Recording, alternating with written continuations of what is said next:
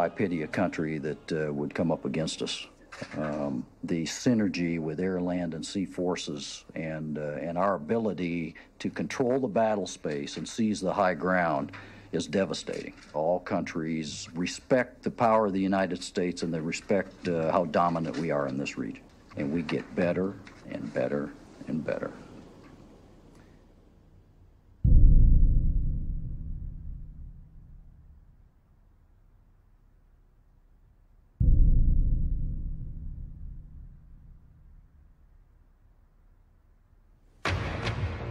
Tonight at 10, a rare glimpse of China's ambitious expansion in one of the world's most contested regions. We report from the South China Sea, where the Chinese are warning off anyone who comes too close to their building program. We continue our look this morning at what China does not want you to see. The United States says the superpower is reclaiming land in the South China Sea. The fact that we're dealing with a situation right now where we, the U.S., has to be much more aggressive in dealing with the Chinese government. CNN has learned that the U.S. Navy is about to send a destroyer there. Let's go to our CNN chief. CNN got exclusive access to classified U.S. surveillance flights over the islands. The threat of China is becoming big news. The media is beating the drums of war as the world is being primed to regard China as a new enemy. China's alarming creation of entirely new territory in the South China Sea is one part of a broader military push that some fear is to challenge U.S. dominance in the region. China is building airstrips in the South China Sea on disputed islands condemned by an international tribunal. This is now a flashpoint for war between China and America. What is not news is that China itself is under threat. These American bases form a giant noose encircling China with missiles, bombers, warships, all the way from Australia through the Pacific to Asia and beyond. I mean, if you were in Beijing looking out, you stood on the tallest building in Beijing and looked out at the Pacific Ocean, you'd see American warships. You'd see Guam is about to sink because there's so many missiles pointed at China. You'd look up at Korea and see American armaments pointing at China. You'd see Japan, which is basically, Japan's a glove over the American fist. I think if I was Chinese, I'd have a little to worry about American aggressiveness. And we have China surrounded, and we're doing more all the time to try and keep it surrounded and deepen that containment of China. But China presents a fascinating case of a country that is independent, doesn't have foreign bases on its territory, growing very rapidly, not as rapidly now as it did for 30 years, but still the second-ranking economy in the world. We have an adversary. And that adversary is China. And that adversary, unless there is dramatic reform inside China, will be our enemy someday. One myth, I think really that needs to be dispelled is that somehow China's aiming to replace America and going to run the world. It's not. Well, first of all, the Chinese are not that stupid. The West, with its Christian roots, are about converting other people into their beliefs. The Chinese are not about that. It's just I'm not degrading the Western culture. I'm just pointing out the inherent nature, the DNAs of two different cultures. The Chinese 2,000 years ago built the Great Wall to keep the barbarians out, not to invade them.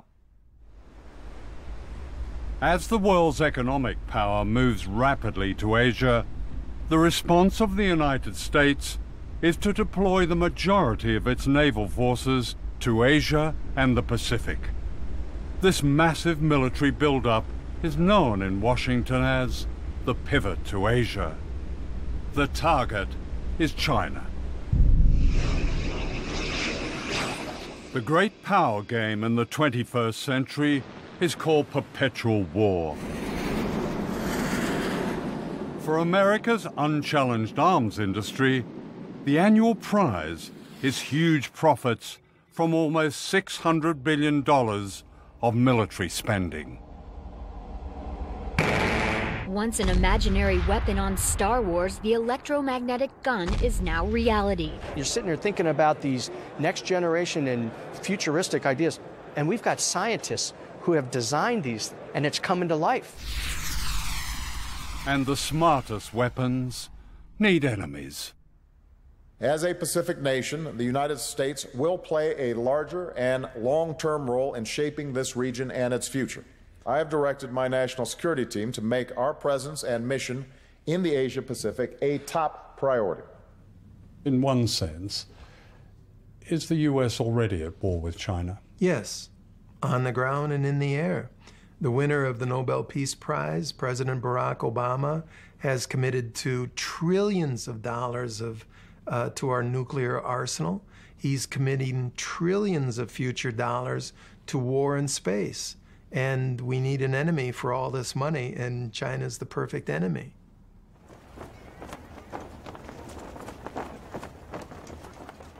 The aim of this film is to break a silence. The United States and China may well be on a path to war, and nuclear war is no longer unthinkable. In a few years, China has become the world's second biggest economic power. The United States is the world's biggest military power, with bases and missiles and ships covering every continent, every ocean. China is a threat to this dominance, says Washington. But who is the threat? This film is about shifting power and great danger. It's also a film about the human spirit and the rise of an extraordinary resistance among people on the front line of a coming war, where the words "never again" have an urgent meaning for all of us.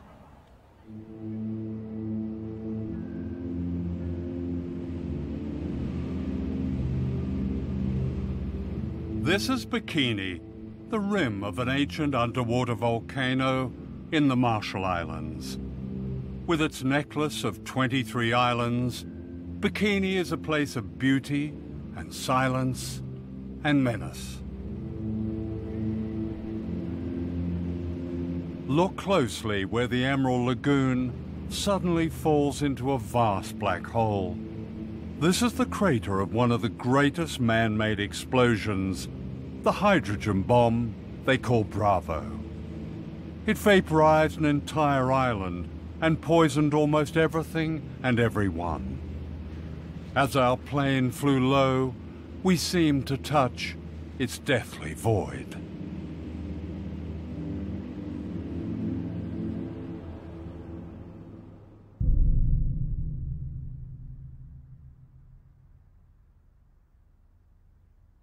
The Marshall Islands lie in the vast Pacific Ocean between the United States and Asia.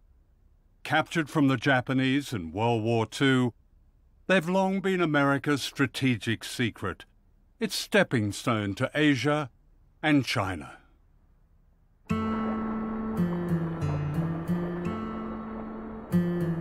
People here sustain themselves for thousands of years with abundant fish, breadfruit, and coconuts.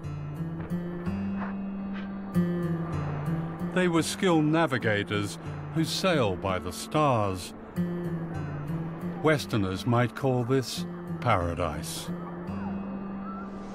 Ingat tayo di kualpe, ega nang mananteri, cuma nan kalang awalip kay. Medang iyan namin tan nga naya to kanan namin. Kang mga tok kay na kanay. Baru ko na menang kilabero, ur.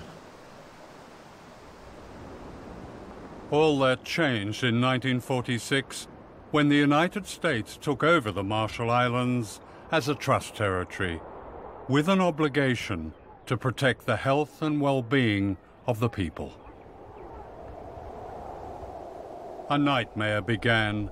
The islands were turned into a laboratory for the testing of nuclear weapons and the people into guinea pigs. Crossroads, scene 24, take 2. In this propaganda film, the Bikini Islanders are being deceived.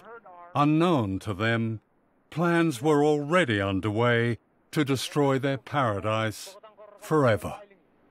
will you ask King Judah that the United States government now wants to attempt to turn this great destructive force into something good for mankind, and that these experiments here at Bikini are the first step in that direction?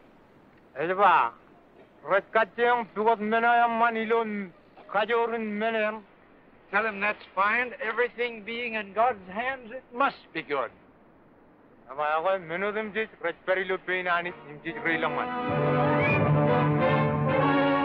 87 ships take positions 3 miles off Bikini to suffer the shattering impact of the 5th atomic bomb. Here will be An armada of warships was assembled in Bikini Lagoon in order to blow them to bits.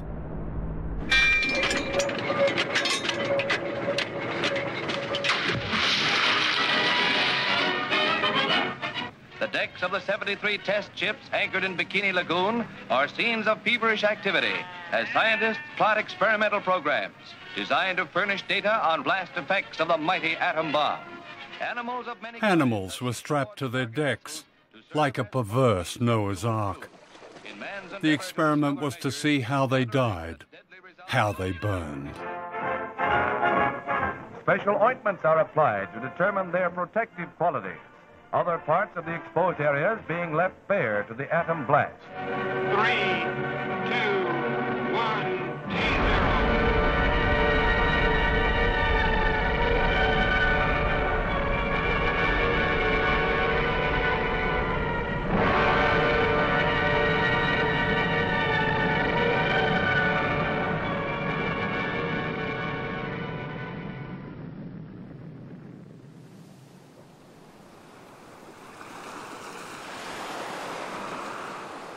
Yo, ci bongonin rane me arod la kwamyo. Kami ki em rong jaga ingin ani pulak enot an tu pulak kwamyo. Akem jayuta. Em kemu ye yurutongam lagrio tongan nabo ido jimarngon rane. Kami loan enot iya. Puyin kain kalara oleh kain kalara enot ngai iya kan merek pulu pro green yellow. Ilo tereo ilo menako ijo terangani pen rutoro rar kakai riri im chang im ketire lo an mo ilo tupongoni nga parte ko kay kamjang arti banto na mlaro jaga ini gen ko kamjang ilam nak boleh nor partuan pada paeno nanin ka kerjaro jaga jat nanin ka enangan enoti.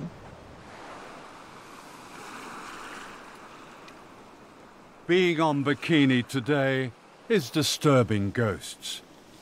I struggle through the jungle to the bunker where they pressed the button at 6:45 on the morning of the H-bomb test. Now claimed by the undergrowth, it's like a subterranean temple to modern times. They drank milk-made powdered milk, smoked Lucky Strike cigarettes, and later this sign was erected that's beyond irony. It says, "Please leave this property as you find it. Thank you for your kindness and understanding."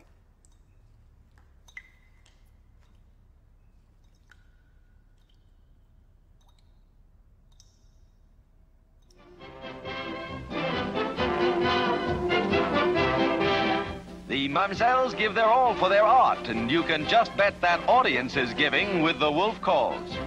The Bikini, named after the atomic explosion in the Pacific.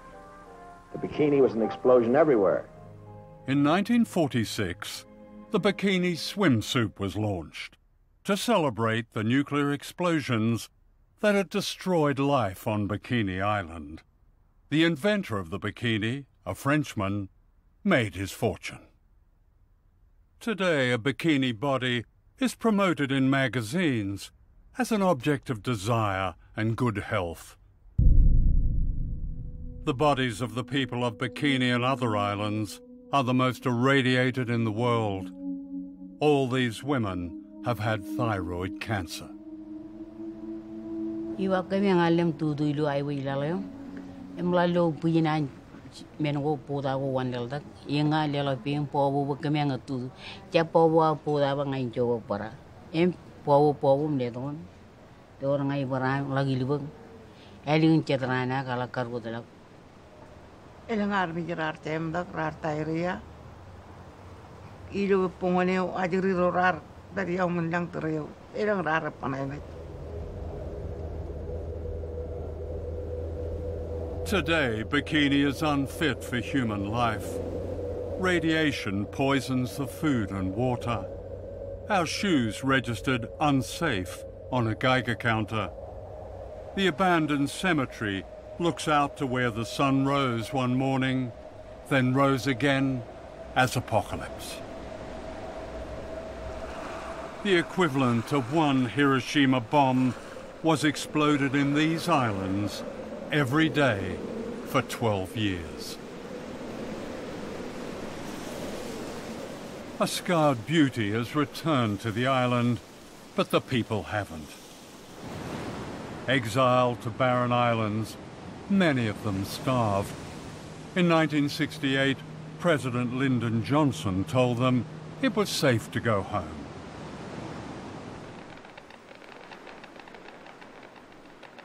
But it wasn't safe, and the US authorities knew it wasn't safe. Ijalaga minin tiamar garar kamananga ngai cep accident aglukun molin garar rar do godin kokuri ijin ya enigan enim im inkiye un nair dongom enot program kana ido kan garana kaga yu jongan an cerwal payini pem aga garja accident manne. What happened as a result of the Bravo test was that a cover-up was launched very shortly after March 1. I mean, there's such a history of wrong information, outright lies, deception. There was no attempt to take the most conservative approach and make sure that everybody was okay.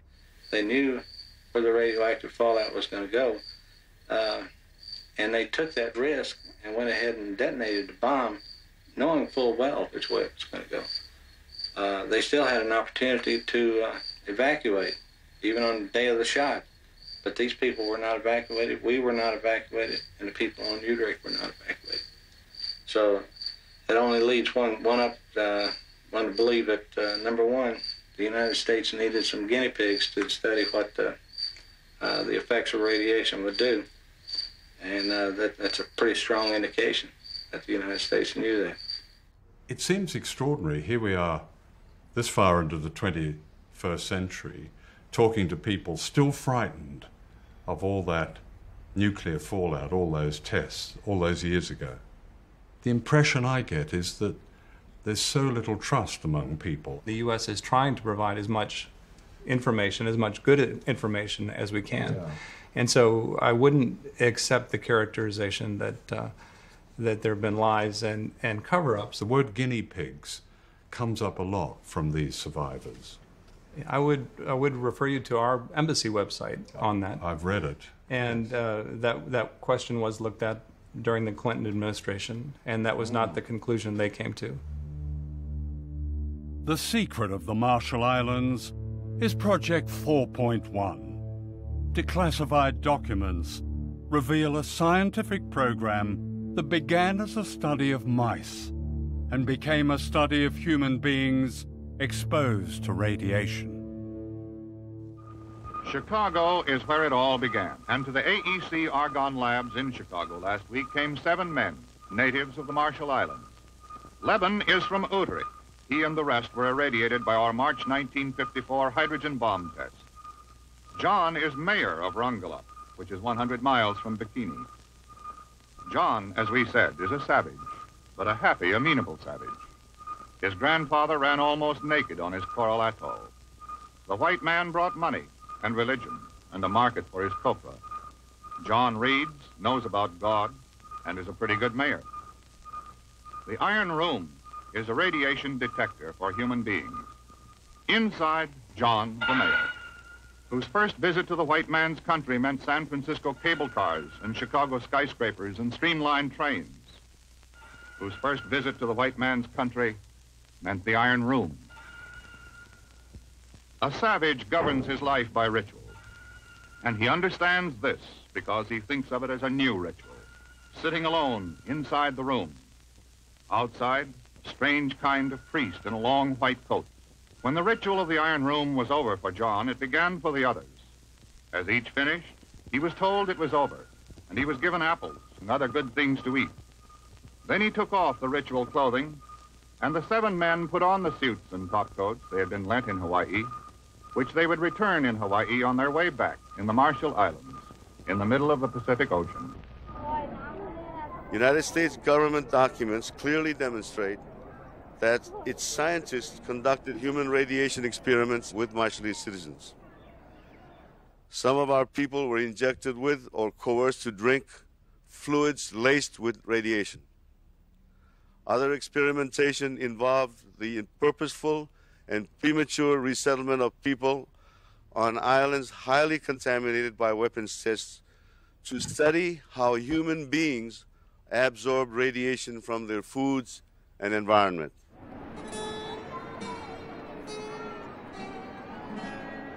These people are guinea pigs. They are part of the experiment Project 4.1. They're being returned to Rongelap, an island 100 miles from Bikini, by the US Navy. They were told repeatedly it was safe to go home. This happy couple believed they were going home to safety. The man is John Anjane, the mayor of Rongelap, the happy savage from the Iron Room in Chicago. His wife is Majua, and this is their baby son, Lekoj. They had no idea of the horror that lay ahead. They are being returned to an island described by a US atomic energy official as by far the most contaminated place on Earth. He added, "It will be interesting to get a measure of human uptake when people live in a contaminated environment." The people of Rongelap remained on their poison island for 28 years as guinea pigs, the objects of regular scientific examination. Ngay chậm dukun malala elang nangan bijiray walo pera kana kay ngay chap tawi ijajik tanangan bijin ray walo jan cancer mama arbar thyroid per jelelok ni menunong thyroid me ngay chap rar chap apredi etan palio chadu rar apredi im bar reaction turuit adangan turuit mi ngay chap tamak ke chun accident kan ngay talali lu tan The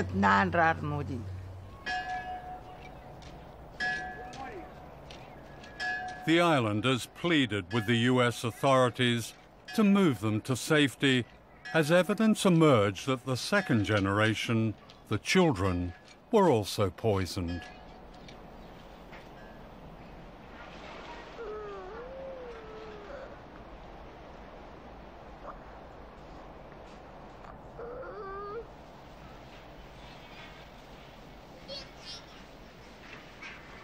Desperate to leave, the islanders called on Greenpeace to rescue them. This ship, the Rainbow Warrior, moved the entire population to an uncontaminated island. They called it Operation Exodus.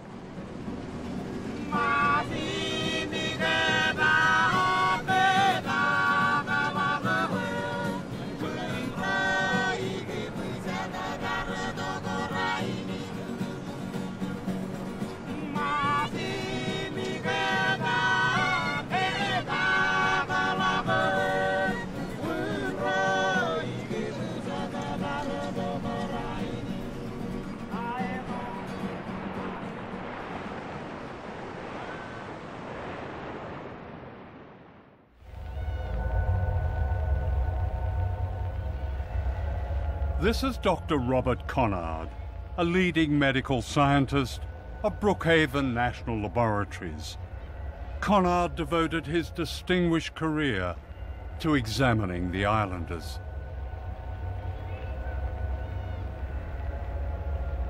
He wrote, "The habitation of these people on the island will afford the most valuable ecological radiation data on human beings. The various radioisotopes present can be traced from the soil to the food chain and into human beings."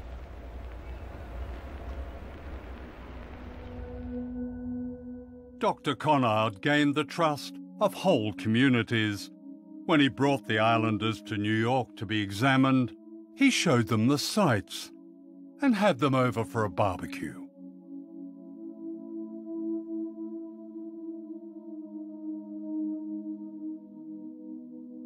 When John Anjane's son Lekoj died, aged 18, Dr. Conard sent the man they called a savage a sympathy card from your friend Bob.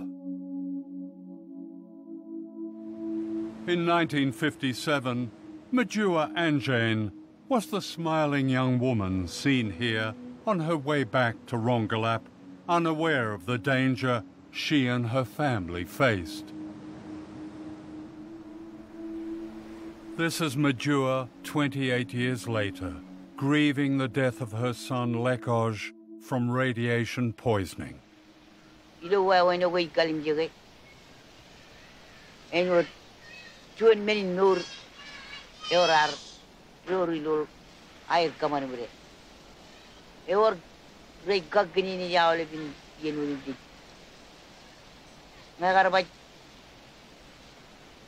Enmore power ring mujidi ilang chicken enmore pura tor lu awle ben chicken udin pen pura wega re awle chicken pen meno join minin no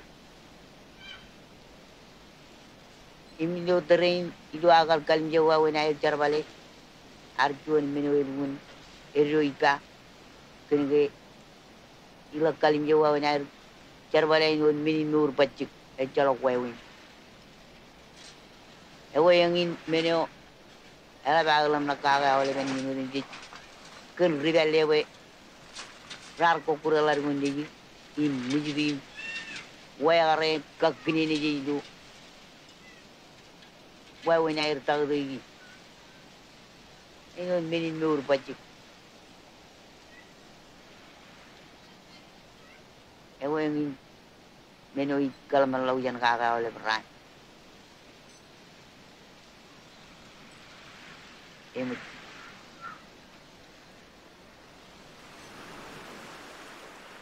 Like her son and her husband, Majua died from a virulent cancer. I don't see any great clinics that have been established by, if not the Department of Energy, certainly not by the US government. There's a clinic downtown in Montreux. There's also a whole body counter. You can have the plutonium in your body measured as well. Anyone can for free. This is the plutonium measuring shop, where they'll tell you how radioactive you are. People waiting to be tested are welcome with a video showing their islands being blown up.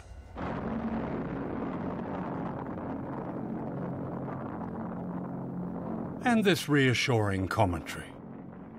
Yahweh Kong Aulip, Etaim Bill Jackson, Program Manager of the Department of Energy, DOE Marshall Islands Program.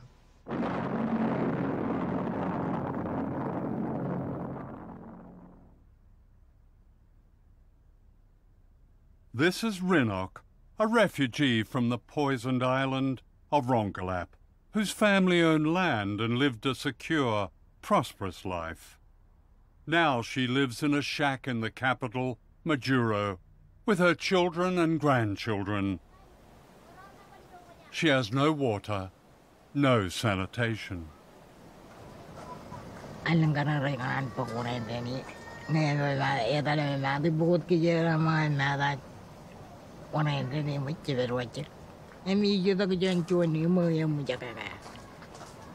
And power, she has electricity?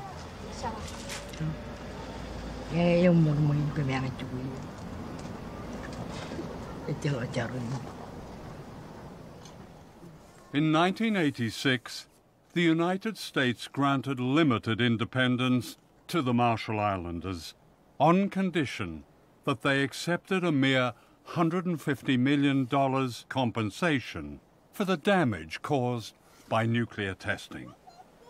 A claims tribunal was set up and soon ran out of money.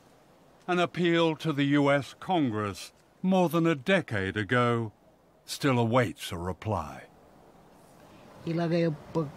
Icap karir ngarai menen merong paglalu na yena kalabi kadorai rang nai per uyaki mangai.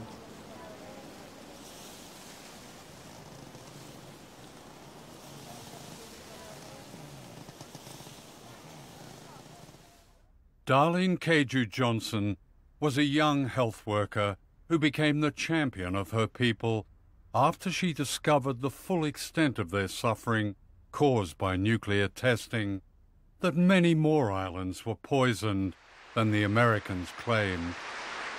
This remarkable speech in 1983 broke the silence.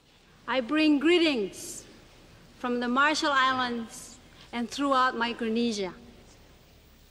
We have hundreds of women who have miscarriages. We have leukemia cancers. We have thyroid cancers. We have stillbirth babies. We have nowadays, I just gone back from home, and I have talked to many women and men in the population, is that we have babies we call jellyfish babies. A baby is born on a labor table, and it moves up and down like this. It's a colorful, ugly thing. It does not shape like a human being. It moves up and down like this on a labor table because that thing is breathing. That is a baby. In 1982, Darlene married Giff Johnson, the author of this tribute to his wife. Darlene was one of the liveliest, most entertaining individuals that I have ever had the pleasure of knowing. She was a voice for the voiceless. Like so many Marshall Islanders, Darlene died of cancer, age 45.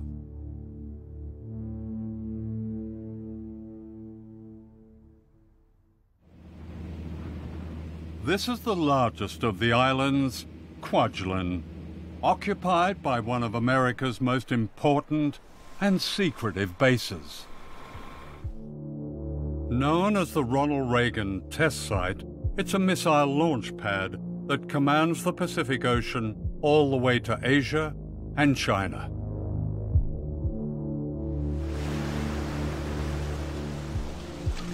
Here, the people of the Marshall Islands are once again being subjected to the testing of weapons of mass destruction designed for a coming war. The base is part of a remarkable plan known as Vision 2020. Devised in the 1990s, its aim is described officially as full-spectrum dominance. This means control of all land, sea, air, cyberspace, and space. 5, 4, 3, 2, 1, ignition. From California, almost 5,000 miles away, the U.S. Air Force tests its intercontinental missiles by firing them at the Marshall Islands. Imagine a missile coming screaming out of the sky. It's absolutely terrifying. I think that there's really nothing that I can imagine that would be more terrifying than this. And we're talking about devices that any one of them could go off course. None of this disturbs life on the base, where small-town America has been recreated, a wonderland of the suburban good life. Enjoy it. Thank you. Fabulous. But there's nothing better than living on a tropical island. I pretty much have beachfront property, you know? It's great. I love it here.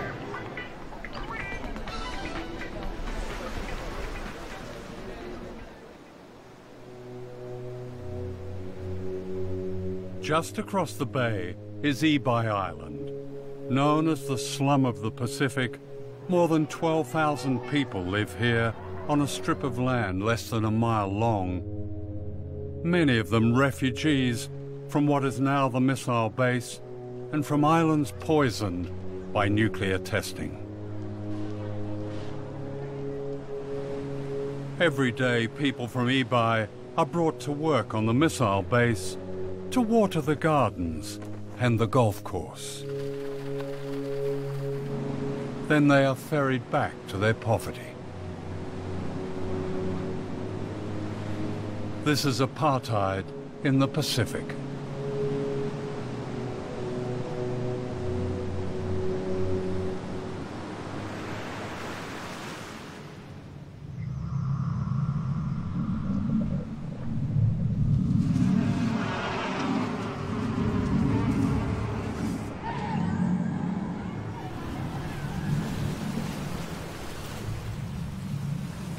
Ibai needs a lot of things. What? Medicine, Getting medicine. education, and job. Vegetable and fruits. Vegetable and fruits. Yes. Here we are, it's a tropical island, and you need vegetable and fruit. Yes. Fish, vegetables and fruit were once abundant on Ibai. Today fish is contaminated by toxic pollutants, says the Environmental Protection Agency. Now the only food most people can afford is processed and imported. They have the highest rate of diabetes in the world.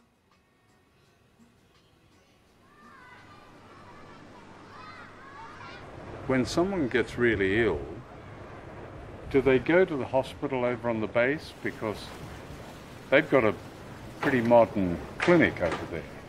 They don't treat them with medicine. They just go there for taking the blood and then X-ray. So what happens when somebody is seriously ill?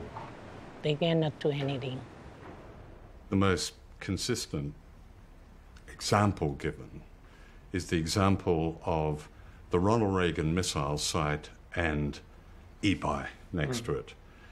On the Ronald Reagan missile site, there's a vivid example of the United States, golf courses and swimming pools and all kinds of amenities. Right next to it is what is called the slum of the Pacific. It's a challenge. Ibai is in great need right now. We've talked about infrastructure. One of the projects the U.S. is working with our Australian colleagues and with the Asia Development Bank is a sewer and water project, desperately needed for Ibai. Ibai is overcrowded, the schools need repair. Actually, the U.S. military did a survey back in the 70s and found that the sewers didn't work and the water didn't run and the electricity wasn't there. It only happened not all that long ago. They found almost exactly the same thing. Why hasn't that been fixed? There's complete agreement that Ibai should be a priority, and not only because of the current activities of the Ronald Reagan Space and Missile Defense Site, but there's also now an additional component that is providing for global security, and that's the Space Fence project by the Air Force. Every missile fired on the Marshall Islands by the U.S. military costs $100 million each. This derelict school bus is the only one on Ibai. They can't afford to replace it.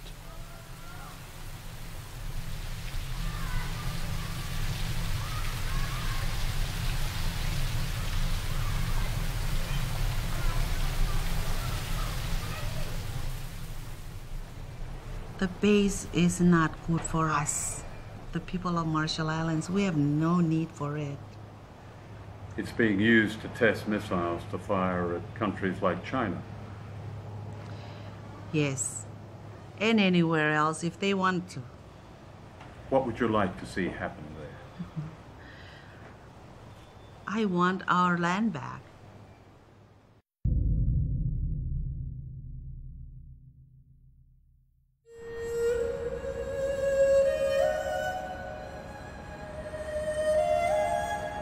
This is Shanghai, the historic port on the Yangtze River, China's greatest city.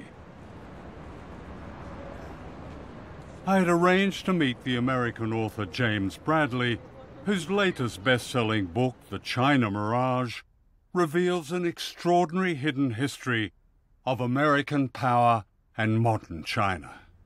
It was almost illegal for someone like me to know a Chinese for almost all of American history. The Chinese came to America to mine gold and build the railroads, and Americans decided we didn't like the competition. So in 1882, we had the Chinese Exclusion Acts, which kept the Chinese out of the United States for about 100 years. So you have the largest population in the world that can't come to the United States. So at just the point we're putting up the Statue of Liberty saying we welcome everybody, we were erecting a wall saying we welcome everybody except those Chinese. Fear of a rising China today is the latest chapter in a history of propaganda that presented the Chinese as uncouth and infantile.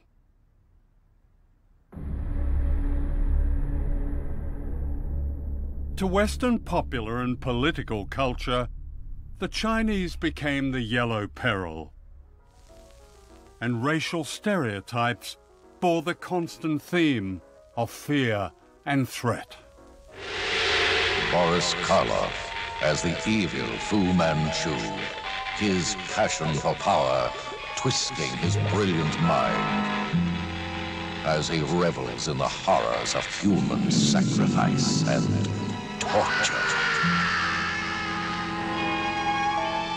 Behind the mask of Fu Manchu.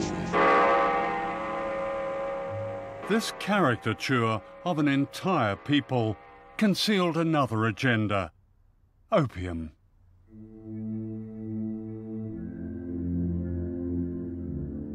For the American elite in the 19th century, China was a gold mine of drugs. Warren Delano, the grandfather of Franklin Delano Roosevelt, was the American opium king of China. He was the biggest American opium dealer, second to the British. He welcomed the first American ship into China to help out with the opium wars. Much of the east coast of America, Columbia, Harvard, Yale, Princeton, were born from opium money. The American Industrial Revolution was funded by huge pools of money. Where did this come from? It came from illegal drugs in the biggest market in the world, China. Let me get this right. The grandfather of arguably the most liberal president, Franklin Delano Roosevelt, was a drug runner. Yes, sir. Franklin Delano Roosevelt never made much money in his life. He had public service jobs that were very lowly paid, but he had yachts, he had summer homes, he had mansions in New York City. The kids went to private schools. He inherited a fortune from Warren Delano, his father, who was the American opium king of China. If you scratch anyone with the name Forbes in their name, John Forbes Carey, Secretary of State John Forbes Carey. That's the present Secretary of State. Yes, sir. You'll find opium money. His great-grandfather was an opium dealer. How big was opium money? Opium money built the first industrial city in the United States, Lowell, Massachusetts. It built the first 5 railroads in the United States. Opium money all over the East Coast, but it wasn't talked about. It was called the China trade. And if you go to various museums, you can see teas and silks exhibited, and they keep quiet about all that big opium money. In the scramble to get opium money, China was invaded and colonized by Britain and the other imperial powers. Foreign armies grabbed whole swathes of China. This is the American army in Tiananmen Square, Peking, in 1900. Great cities like Shanghai were taken over and declared concessions, and foreigners lived a life of privilege and luxury amidst terrible poverty imposed on the Chinese.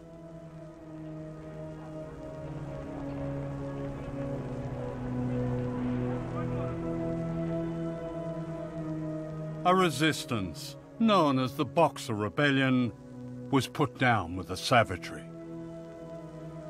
This rape of China set the tone for how China was perceived in the West well into the 20th century. This is the distinguished historian Theodore H. White, an advisor to the White House, speaking in the 1960s. Perhaps China is too vast to be governed by mercy. Yet if Chinese mind craves order, they must be brought to recognize they are the biggest factor in the world's disorder. And we must untangle the madness of their mind. The most difficult task in the world is to reach the minds of men who hate you. What White was really complaining about was the loss of a China that the Imperial West could dominate, and the defeat of General Chiang Kai-shek, who with his famously powerful Christian wife, Mei Ling-sung, guarded America's interests in China. That is, until they were thrown out in 1949 by a communist revolution led by Mao Zedong. Mao had beaten Chiang Kai-shek 3 times in huge battles involving millions of combatants. Mao was a winner in this contest from the early 1930s on, but we knew very little about it, and people don't understand that even today. Shanghai hears the message clearly as foreign businessmen board up their shops. Go now, go quickly, for communism marches.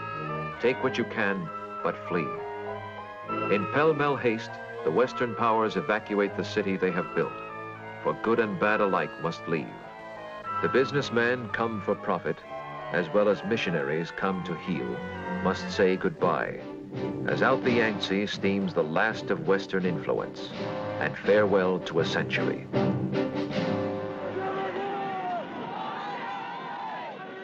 Even today, it's difficult to understand the paranoia ignited by Mao's revolution.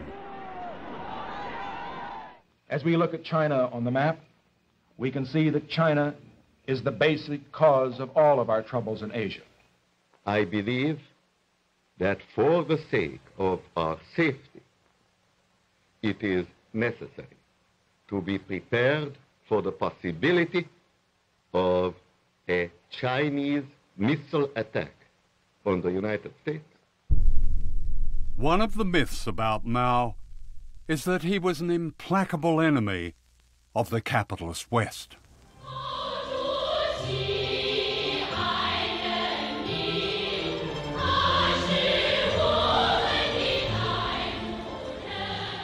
Shanghai today is a prosperous international city, still run by the communists, at least in name.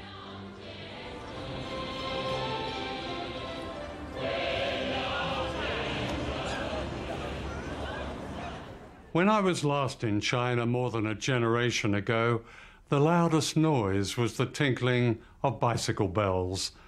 Mao had just died, the streets were dark, the universities were closed. The chaos of the Cultural Revolution had given way to a great silence. "We're exhausted," was the freest comment I heard.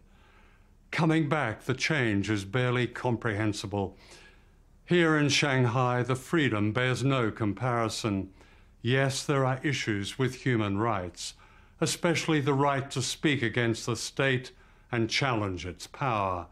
Since I was last here, millions of people have been lifted out of poverty, many of them into an entirely new middle class. This epic is still barely understood in the West, or should that be willfully misunderstood?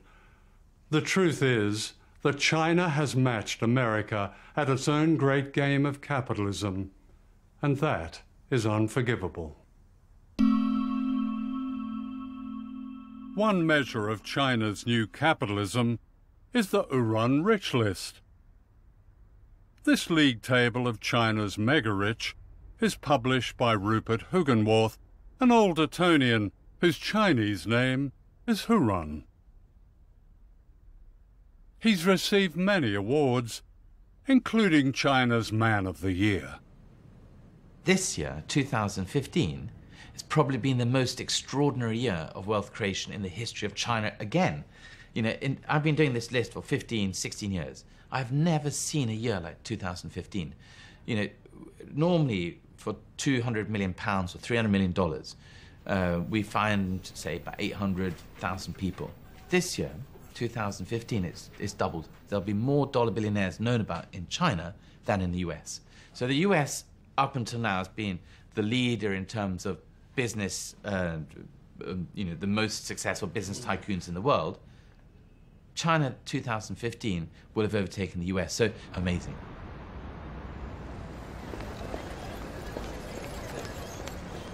Modern China is full of telling ironies, not least this museum that was once the house where Mao and his comrades secretly founded the Communist Party of China in 1921.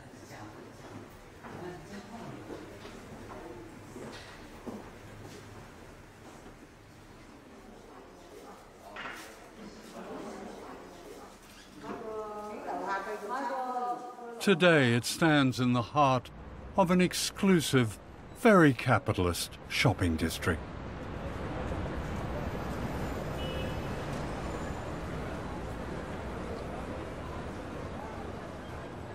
When you leave this shrine to China's Great Revolution, you're confronted by a surreal spectacle.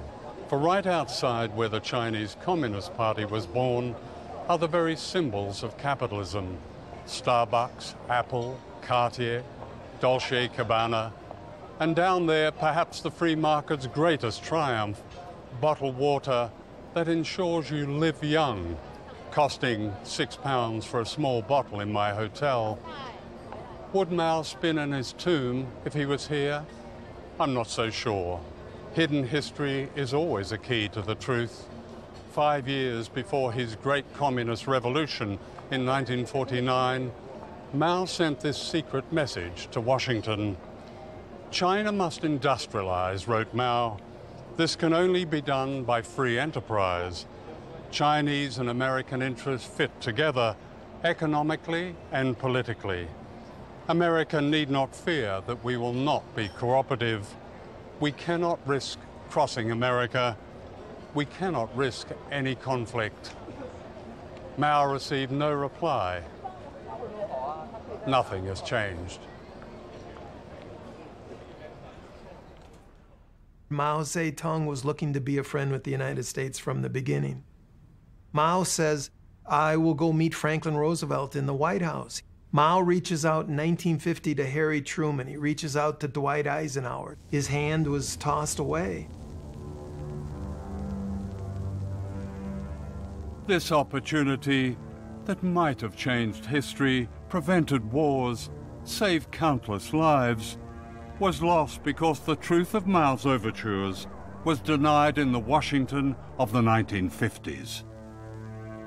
State Department officials who had carried Mao's messages were condemned unjustly as communist traitors.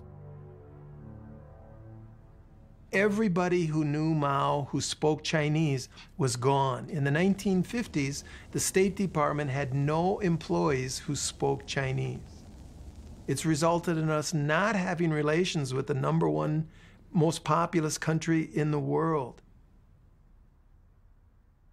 In 1979, this man, Deng Xiaoping, became China's paramount leader. He said, socialism does not mean shared poverty. This was code for the most radical reform since Mao's revolution, the return of capitalism to China, but this time controlled by the Communist Party. To be rich is glorious, Deng was reported as saying. America was now threatened by the emergence of a vast image of itself.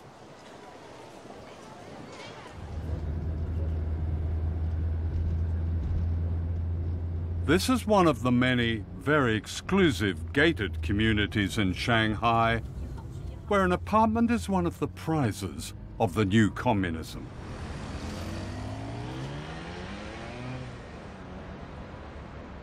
I had arranged to see Professor Zhang Weiwei, a close aide to the late Deng Xiaoping, the man who changed China. Deng is really extremely long-term visionary, a leader with exceedingly long-term and strategic vision for his country, for his people. And China is still following that path. Yeah. Actually, this is really a tradition from China's long history. You look at even like Mao, he said, we should, surpass UK, by which year we should surpass United States, by which year. So this tradition continues to this day. Even Xi Jinping today is also doing the same. Actually, what many Chinese have problem with Western media is the stereotypes about China. If you are content with stereotypes, you miss so many things. If BBC broadcasts something, they are happy to always mention this communist dictatorship, this autocracy. No, actually, with this kind of label, you cannot understand this China as it is. But if you watch BBC or CNN or read Economist and try to understand China, it will be a failure. It's impossible. Multiple parties fight for political power and everyone voting on them as the only path to salvation to the long-suffering development. This is Eric Lee, a Shanghai entrepreneur, educated in America, and typical of a new, confident, outspoken political class. Now, in China, there are a lot of problems, but at the moment, the Chinese, the party state, has proven an extraordinary ability to change. I mean, I make the joke how in America, you can change political parties, but you can't change the policies. In China, you cannot change the party, but you can change policies. So in the 65 or 66 years, China is being run by one single party, yet the political changes that have taken place in China in this past 66 years have been wider and broader and greater than probably any other major country in modern memory. So in that time, China ceased to be communist. Is that what you're saying? Well, China is a market economy, and it's a vibrant market economy, but it is not a capitalist country. Here's why. There's no way a group of billionaires could control the Politburo as billionaires control American policymaking. So in China, you have a vibrant market economy, but capital does not rise above political authority. Capital does not have enshrined rights. In America, capital, the interest of capital and capital itself has risen above the American nation.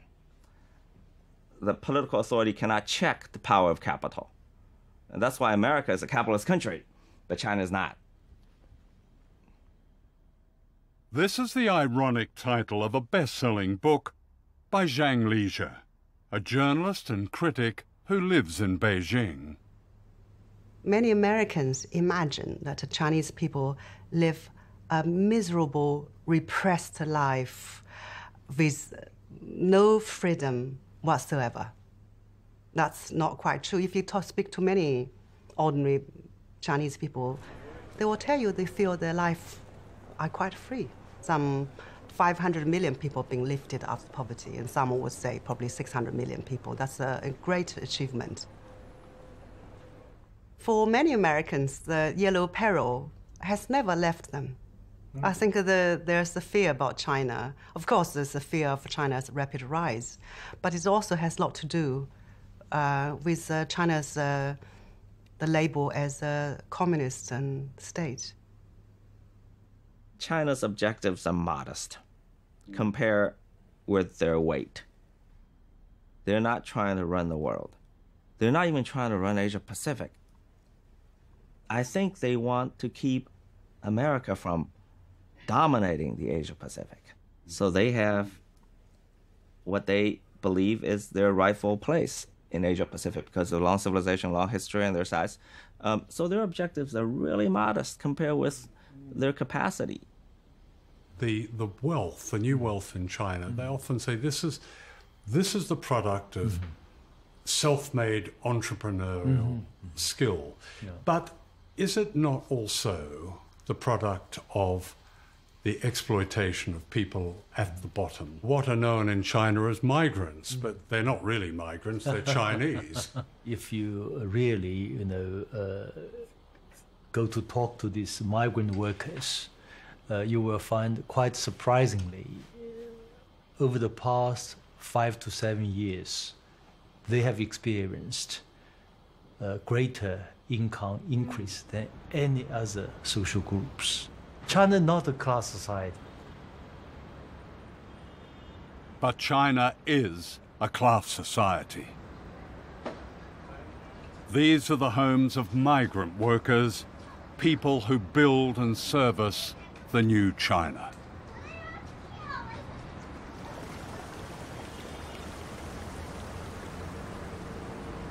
Here it's not uncommon for 3 families to share one tiny flat.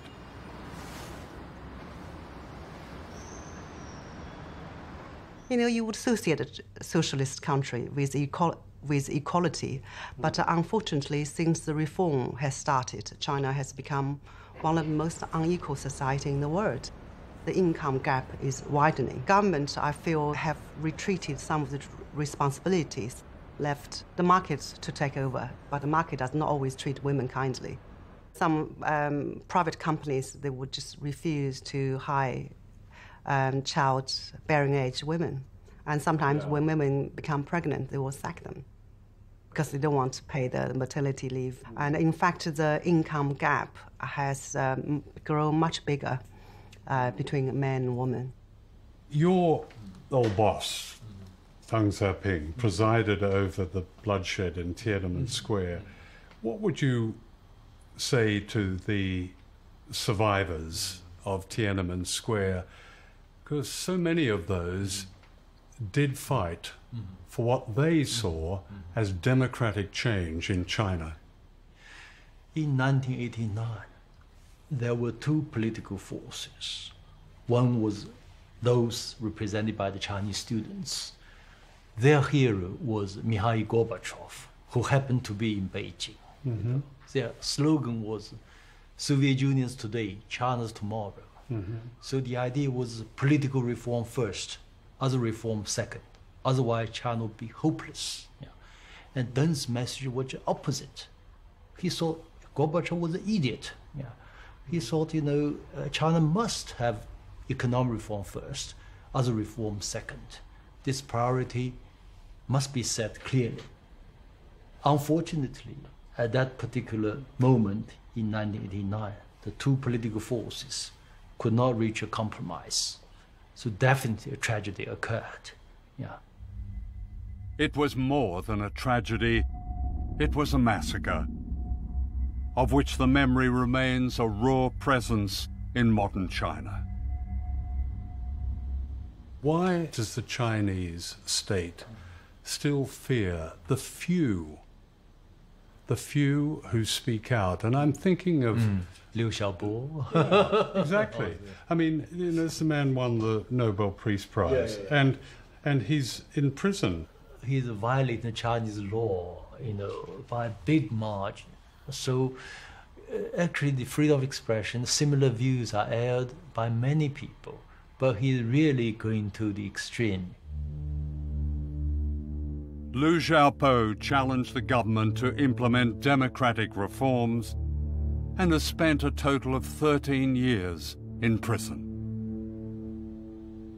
Why can't a confident China accept a criticism like this? So Nobel Peace Committee makes huge mistake. They owe the Chinese an explanation. If you cross the line, you violate the Constitution, you violate so many laws, you should be punished.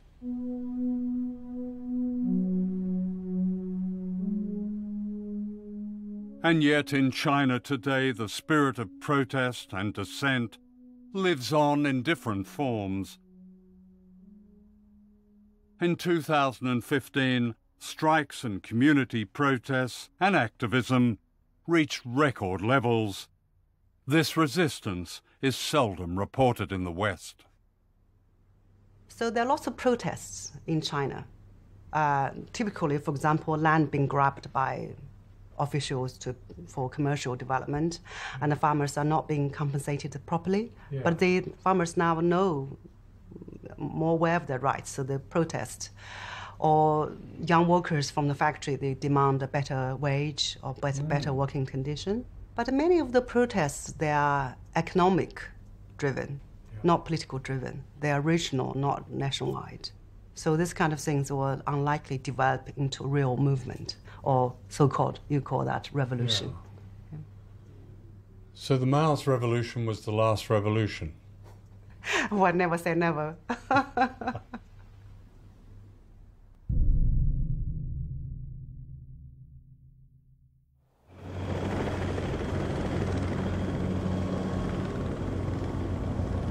The Japanese island of Okinawa is occupied by 32 military installations.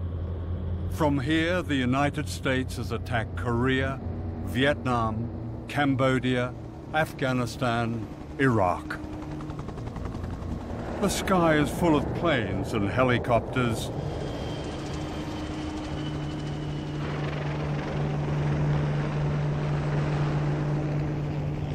Wherever people go, they are fenced in and told to keep out.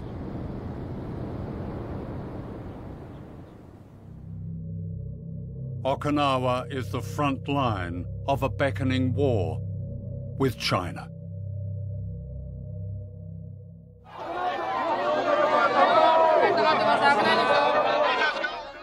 Aged 87, Fumiko Shimabukuro is one of the leaders of a non-violent resistance that's challenging Washington's pivot to Asia.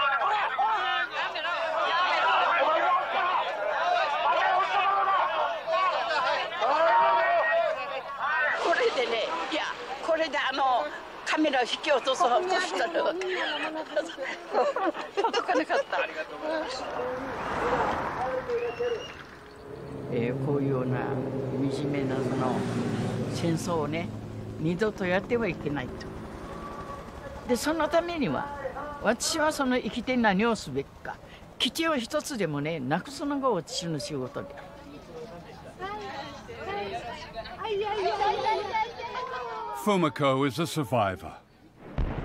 A quarter of the civilians on the island were killed in the American invasion in 1945, and a fear of war has been passed through the generations.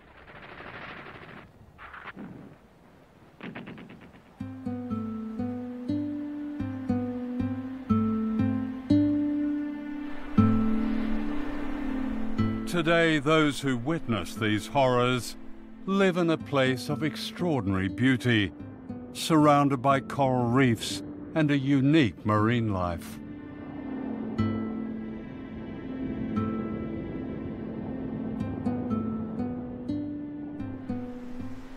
It was here in Hanoko Bay that the survivors of World War II sought refuge, and it's this they're now fighting to save.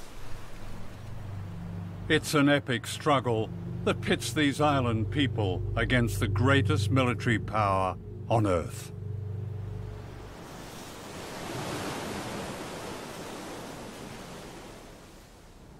This is the office of a former governor of Okinawa, Oto Masahide. What he has done is create not so much a museum, but an appeal to the outside world to understand the resistance in Okinawa, to understand the suffering, to read its hidden history. It begins in 1945 when the Americans invaded. Here is General MacArthur arriving in Okinawa. A second invasion happened 10 years later in what became known as the Bulldozers and Bayonets campaign. American forces seized prime agricultural land, burned farmhouses, and killed livestock. The dispossessed people of Okinawa marched the length of Japan, appealing for help. This wall is devoted to a resistance in Okinawa that never ceases. Everywhere people go on the island, they are confronted by this sign. It tells them they must not go past this fence topped with barbed wire.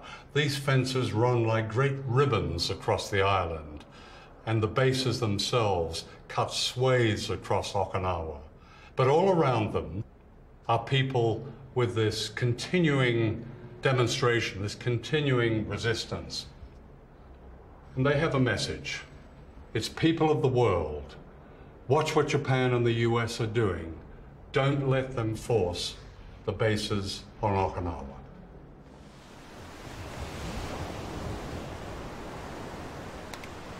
そしてね、沖縄はずっと戦後ずっと基地はもうこれ以上の基地は負担は嫌だと言ってきたことを日本政府はアメリカに対してはっきりものを言っていない。アメリカにもいい顔、沖縄にもいい顔してる。だからそれに対して腹が立ってちゃんとアメリカにものを言ってくれという気持ちでいます。まあだからここにジュゴンの保護区を作るためにはここに基地があったらできません。だからその基地はですね、国がもたらされてくるという民話があります。でその民話の中にジュゴンがですね、担い家内の幸からその幸を担い家内からその死者をですねがやってくるというふうに言われています。その担い家内から死者を連れてくる時にですね、ジュゴンの背中に乗ってくるというふうに言われているんですね。All this will be lost when much of the bay becomes concrete runways for bombers at Camp Schwab, the huge US Marine base behind this fence.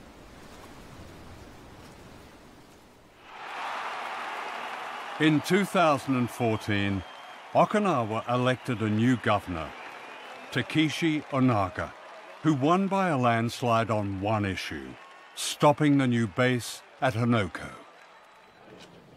This was election night outside the American base at Camp Schwab.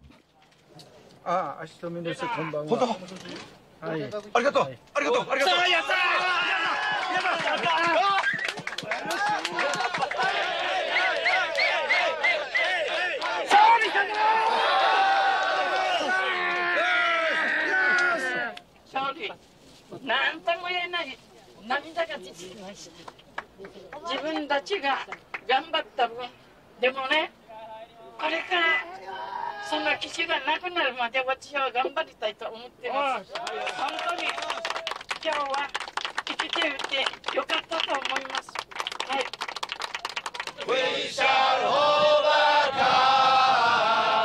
We shall overcome someday. Oh, in my heart, I do believe we shall overcome someday.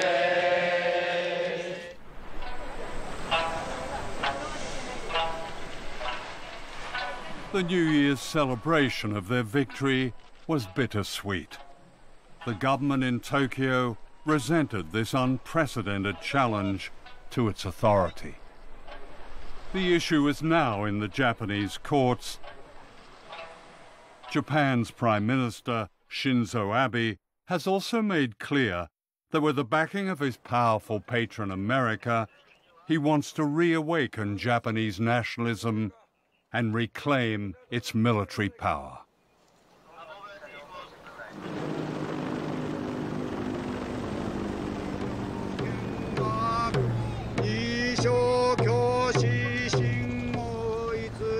While we were filming this ceremony outside the base, on a day when people paid respect to their departed loved ones, giant American helicopters circled above us, intimidating as always.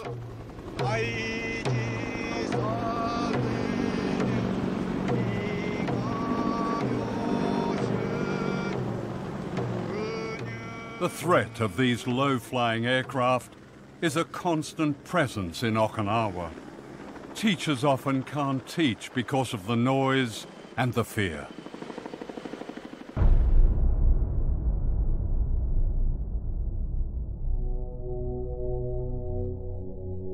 This was the carnage when an American fighter crashed into a primary school after the pilot had ejected to safety.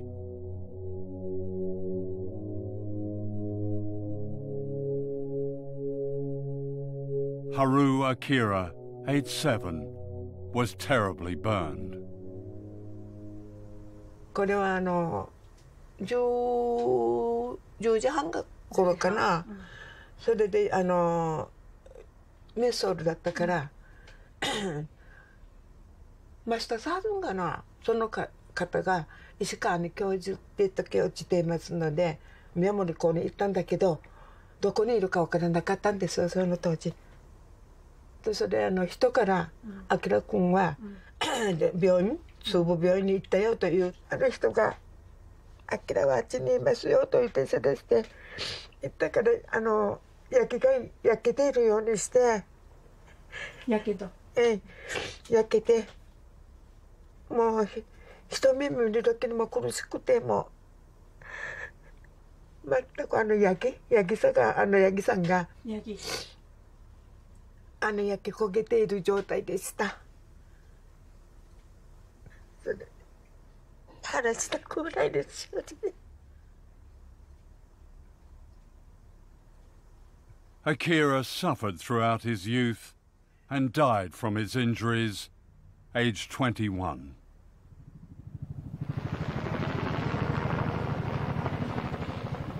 Another tragedy waits to happen on Okinawa. US military aircraft have been involved in 44 accidents on the island. The latest threat is this hybrid plane, the Osprey, notorious for its safety issues.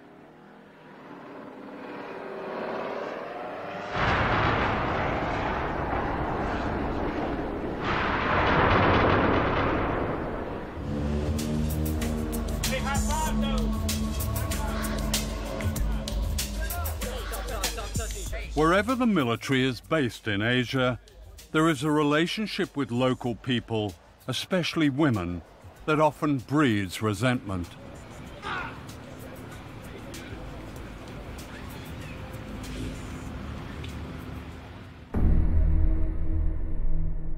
In Okinawa, this resentment ignited a riot in 1970.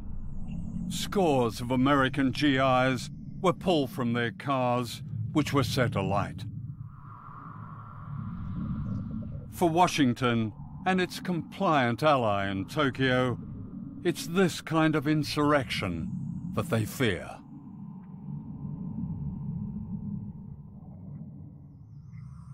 During the making of this film, a young woman was raped and murdered, allegedly by an American military contractor from one of the bases.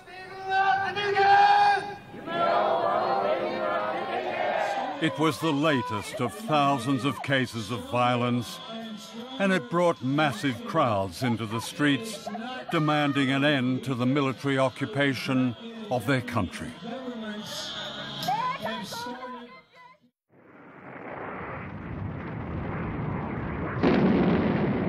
This is a Mace missile, designed to carry a nuclear warhead. During the Cold War, the United States secretly installed nuclear weapons at this launch pad in Okinawa. Most of them were aimed at China.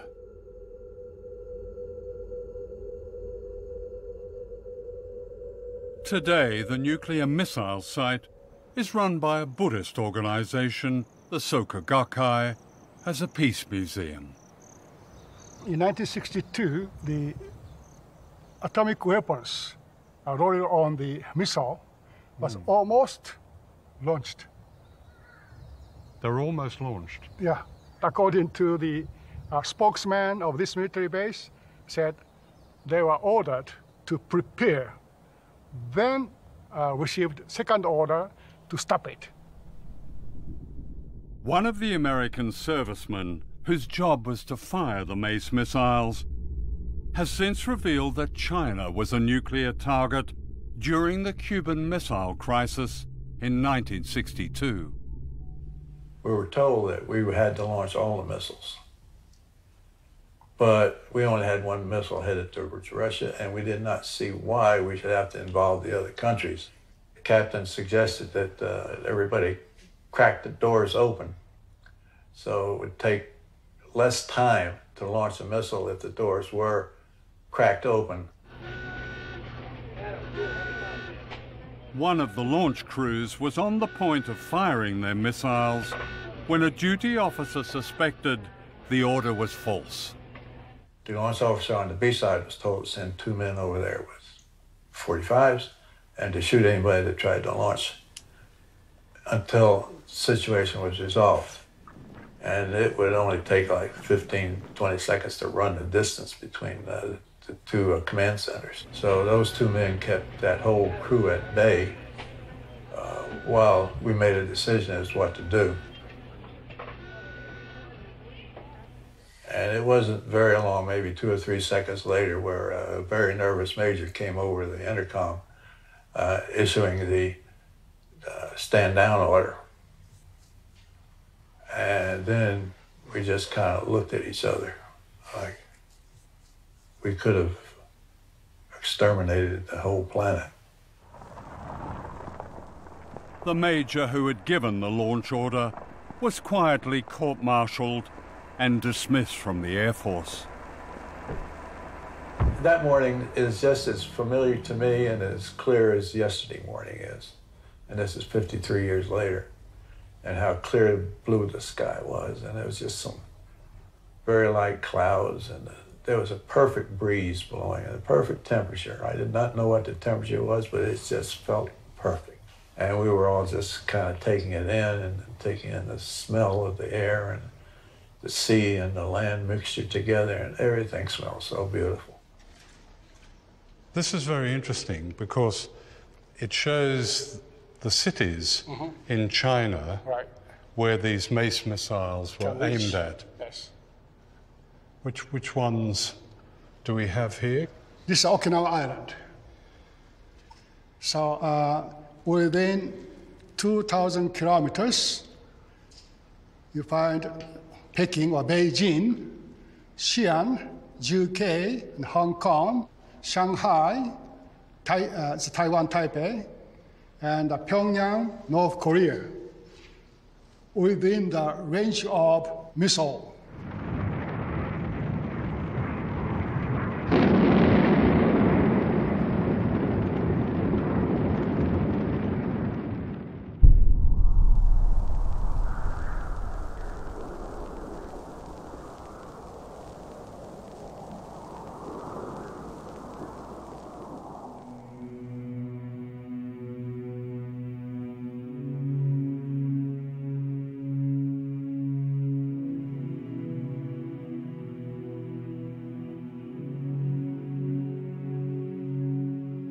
This is the work of the Okinawan sculptor Kinjo Minoru.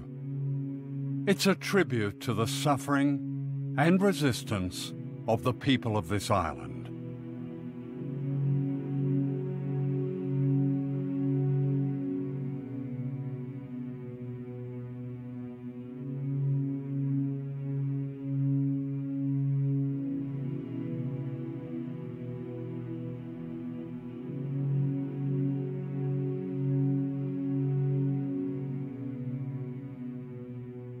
More than 1,000 miles away, on the Korean island of Jeju, these symbols of struggle are hauntingly similar.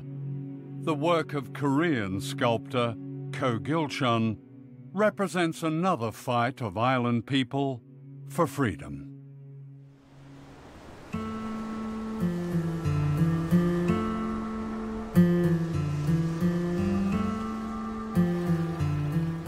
A semi-tropical sanctuary of unusual beauty, Jeju Island is a World Heritage Site. The government of South Korea declared it an island of world peace.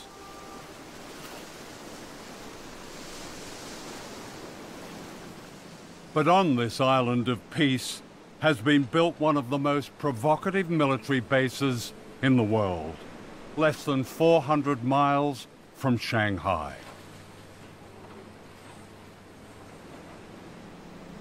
Like Okinawa and the Marshall Islands, this is America's front line in its so-called pivot to Asia. Here in once unspoiled Ganjung village, the South Korean Navy has built a base for American aircraft carriers, nuclear submarines, and destroyers equipped with the Aegis ballistic missile aimed at China's defenses. China's lifelines to the world in oil, trade, resources depend on shipping that comes through choke points like this. The U.S. pivot into the Asia-Pacific is really intended to create the ability to put a loaded gun to the head of China and say, you know, you will do as we say, otherwise we will be able to restrict, we will be able to shut down, choke off your importation of oil and other resources.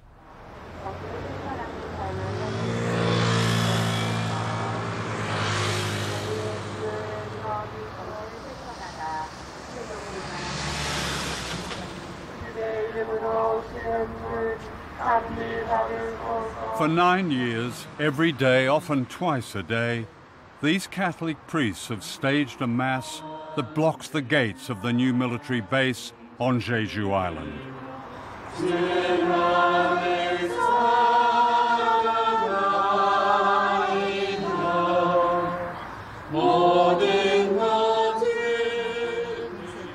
In a country where political demonstrations can be easily banned, unlike powerful religions, the tactic has produced this spectacle of resistance.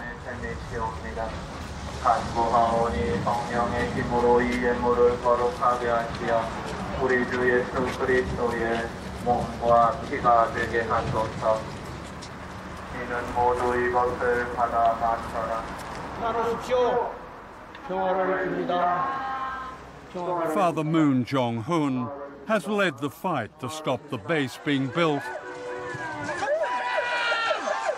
and several times suffered serious injury.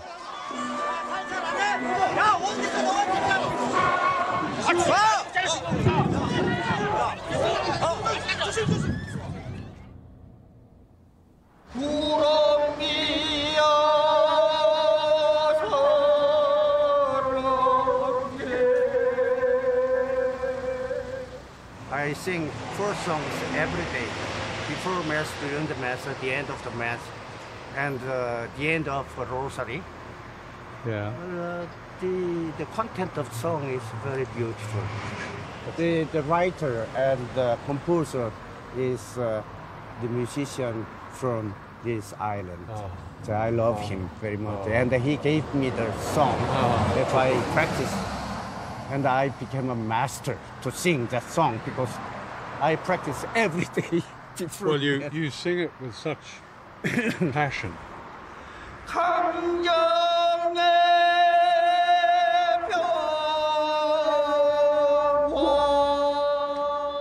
Sometimes we just wait. Typhoon, typhoon struck. Do you sing then? Do you have a mass when the typhoon strikes? Oh yes, during this, no exception. What will happen if this base becomes operational? They have destroyed the environment, destroyed the life of villagers. No, we should be witness of that oppression and violence, you know. Why do they do it? Well, they'd like to rule the Pacific area, whole area, right? They'd like to make China isolated in this globe. Yeah. You know? It means U.S. government want to be emperor of this world.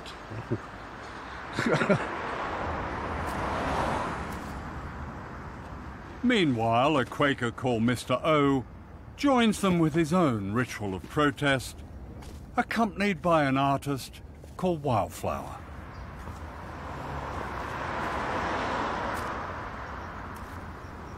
오채근 선생님이 삼보일배를 하다 보면 이렇게 바닥에 숙여야 되잖아요. 그래서 차들이 올 때 못 볼 수 있어요. 매우 위험하죠. 그래서 제가 뒤에서 좀 눈에 띄게 이렇게 하고 있으면 그런 교통사고를 막을 수도 있고요. 저도 제 바느질이 명상이라고 생각하거든요. 실제로 그 뇌파가 명상할 때 거의 비슷해요. 바느질할 때. 저는 저 해군기지가 명백하게 미국의 전쟁기지라고 생각해요. 그래서 대칠과 더불어서 우리나라 한반도 남쪽, 전쪽, 서쪽으로 미군 기지가 들어있어요. 그래서 저는 이 제주가 마지막 이 이 서해안 쪽으로 전쟁 벨트를 지었는데 그 벨트의 맨 마지막이라 생각을 해요. 그 당연히 이거는 중국을 겨냥하고 있기 때문에 중국과의 분쟁 또는 이쪽 동북아의 평화를 정말 위협할 수 있는 그런 기지라서 이게 가장 큰 위험이라고 생각을 해요. Empire that never speaks its name, whose power is represented in this extraordinary world map of American military bases.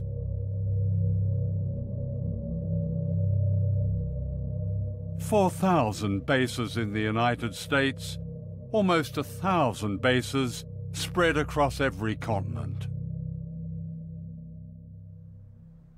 The archipelago of empire, the bases that we have around the world hidden in plain sight, are the real territory of our empire.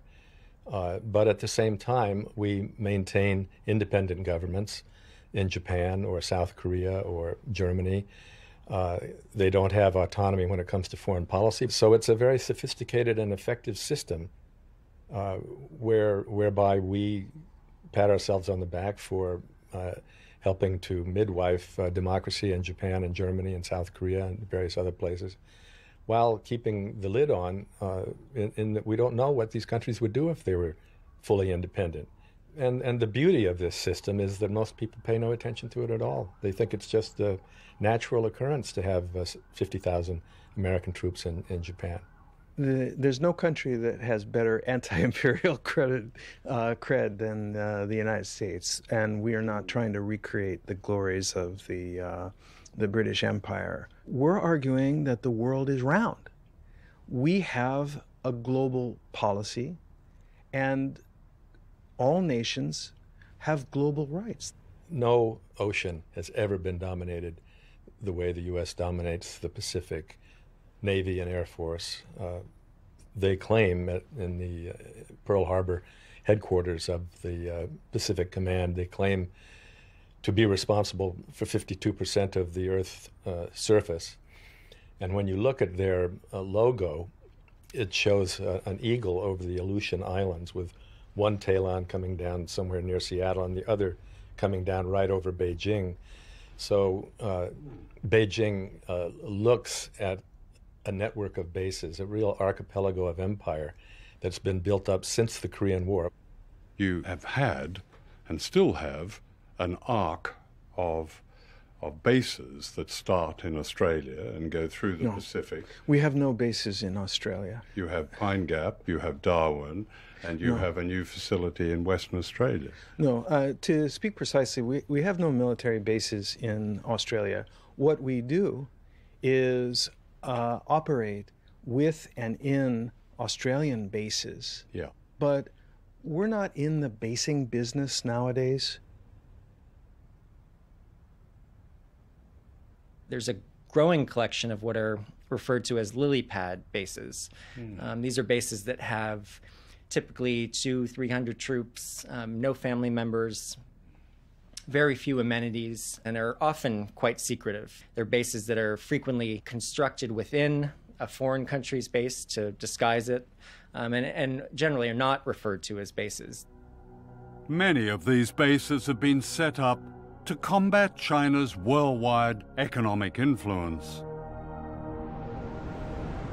From these bases, The United States operates a secret army in 147 countries. If you're going to be a free country rather than give in to every gangster regime in the world, you're going to have to take a risk, because those gangsters, they want to eliminate good people in the world so they can and in China they want to dominate all of the Far East. They want to dominate just like Japan wanted to before World War II. Their goal was to dominate that part of the world. Today, because there's been no political reform in Beijing, these guys want to dominate a huge chunk of the planet. Twilight struggle. Andrew Kurpenovich served on America's National Defense Panel. He's a military strategist and war planner. You've written that airstrikes and naval blockades have a role to play in punishing China. You've described the need for sea mines. You've described the need for special forces, U.S. special forces, and missiles placed in islands. This sounds like a preparation for war. Our first president, George Washington, said, if you want peace, prepare for war. And essentially, what the United States is doing, again, is responding to provocative behavior on the part of China.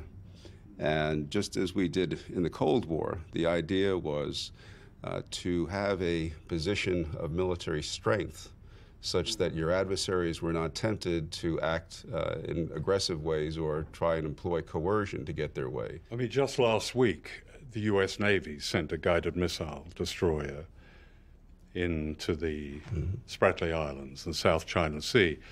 And what was different about this, I think, was that Chinese fighters scrambled. That sounds like an escalator. Well, again, from an American perspective, the escalation was the Chinese beginning to militarize these islands in the first place, moving its military capabilities down into that region, engaging in provocative behavior against the commercial activities and military forces of other minor countries in the region that have claim to those islands. So it's a response to Chinese intimidation. Excuse me, how is commerce being intimidated in the South China Sea? There have been no military forces, no military bases there. The Chinese... Except the United States military base. Not in the South China Sea, and not even in the Philippines, because the United States withdrew its forces in the Philippines. But the United States is back in the Philippines. The Philippines and the United States have announced 5 different locations scattered all throughout the Philippines where U.S. troops will be stationed on a rotational basis. This threat to China from yet more U.S. bases on its doorstep was not an issue when an arbitration tribunal ruled against China's claims to the strategic Spratly Islands in the South China Sea. In 2015, the U.S. Navy rehearsed a blockade that would cut China's lifelines of oil and trade and raw materials. The danger of confrontation grows by the day. The U.S. Navy is on the doorstep of China, regardless of disputed islands, and is there with low-draft ships, planes, battle groups. It's right on the doorstep. What if Chinese ships, what if the equivalent was off California? Well, John, we ask ourselves that question regularly, and it's important to put yourself in the other guy's shoes. Yeah. So, look, we don't operate in the Pacific in an effort to scare China, to contain China, to backfoot China. Our operations and our presence, first of all, is warmly welcomed by the vast majority of the coastal states. But secondly, is fully accepted by the Chinese. Time after time. Is it, excuse me, is it fully accepted? Yes. My impression. By their words. The Chinese My impression leaders, is that they're scared. And this is what they're scared of. A noose of bases right around China.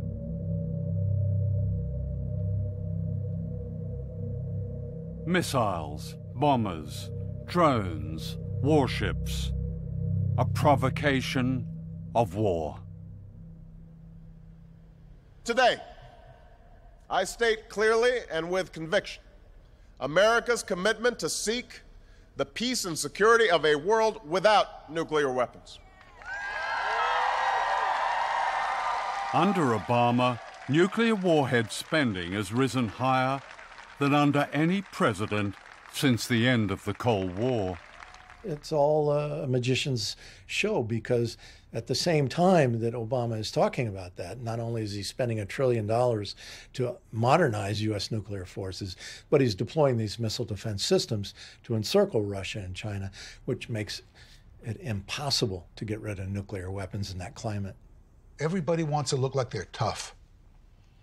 See, I got to be tough. I got to show you, I'm not afraid of doing anything military. I'm not afraid of threatening. I'm a hairy-chested gorilla. And, and you don't want to look like you're weak. So what you do is you talk more and more aggressively, and if you don't want to do it yourself, because you maybe think it doesn't look very presidential, you let somebody under you do the talking. And we have gotten into a state, the United States has gotten into a situation where there's a lot of military, saber rattling, and it's really being orchestrated from the top. Yeah. This seems incredibly dangerous, all of this. That's an understatement, I think, but I agree. Yeah. When you routinely plan for mass murder, you become conditioned to it. That's what this is. We accept it. Oh yeah, we have nuclear weapons. The Defense Secretary, he's just announced that there will be warships and special forces and planes sent to the Philippines, and the Wall Street Journal has described this as the vanguard of a major U.S. presence in Southeast Asia. That sounds like... Where does this end? What's the purpose? I mean, where are we going to stop this process before it starts a war? And then if the war starts, where does that end?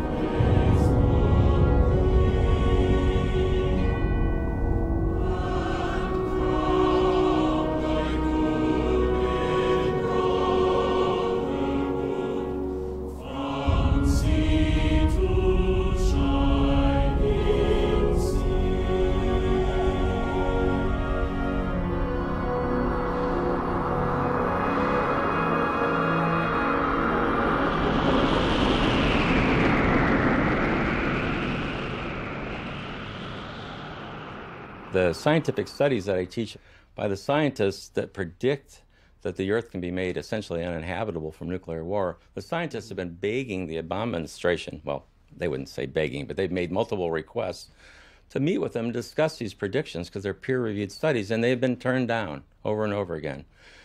They've been peripherally told that, well, we don't think the long-term environmental consequences of nuclear war are all that important if the immediate effects of nuclear war don't stop it.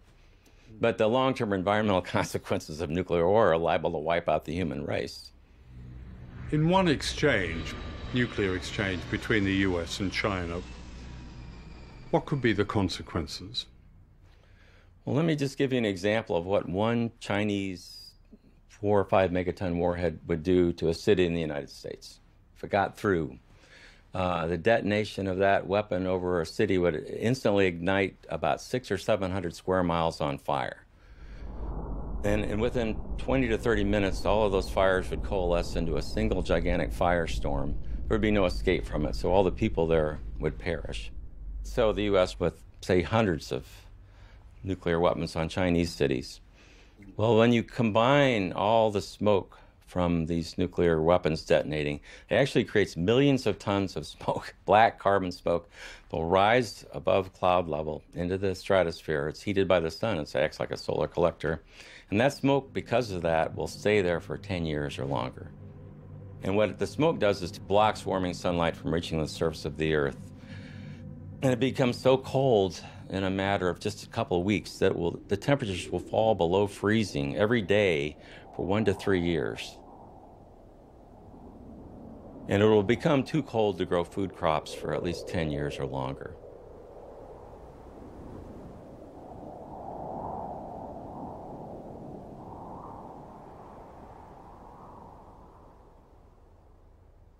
I mean, there's like a total disconnect with the changing world. You have a giant rising power, in this case, China. Why would you expect a giant rising power to not want to have more control over its destiny?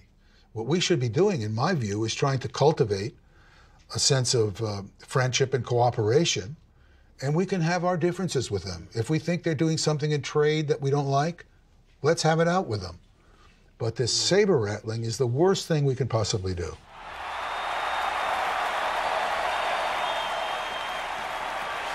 It is time to show the whole world that America is back, bigger and better and stronger than ever before.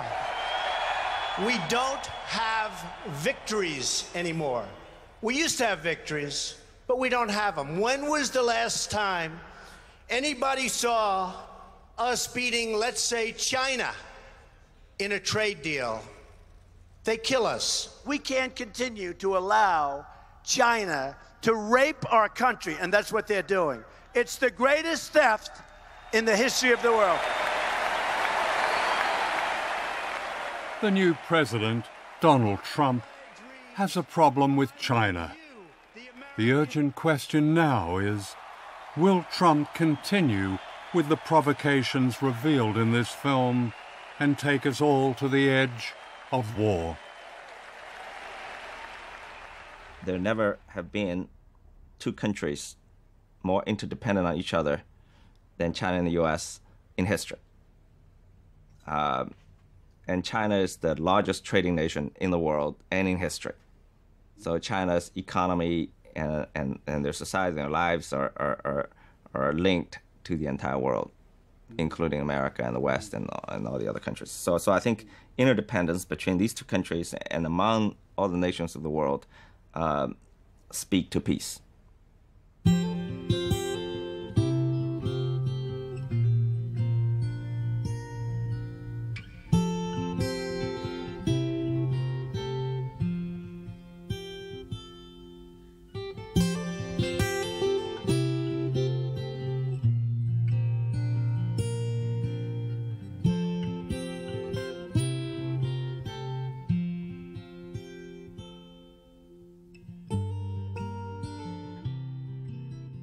We don't have to accept the word of those who conjure up threats and false enemies that justify the business and profit of war if we recognize there is another superpower.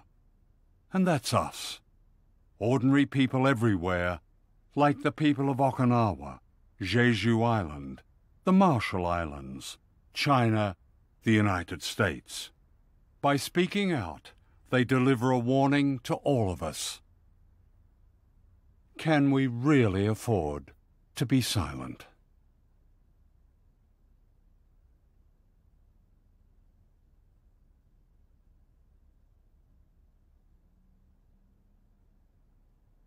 We'll meet again.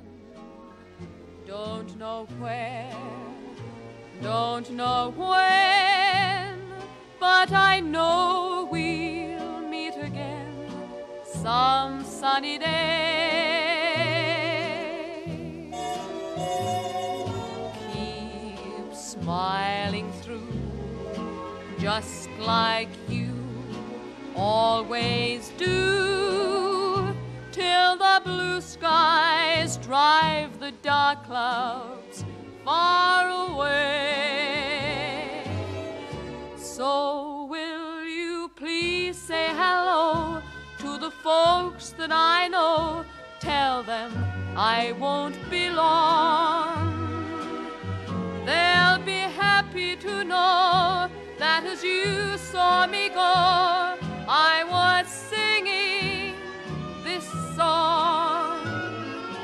We'll meet again, don't know where, don't know when, but I know we'll meet again some sunny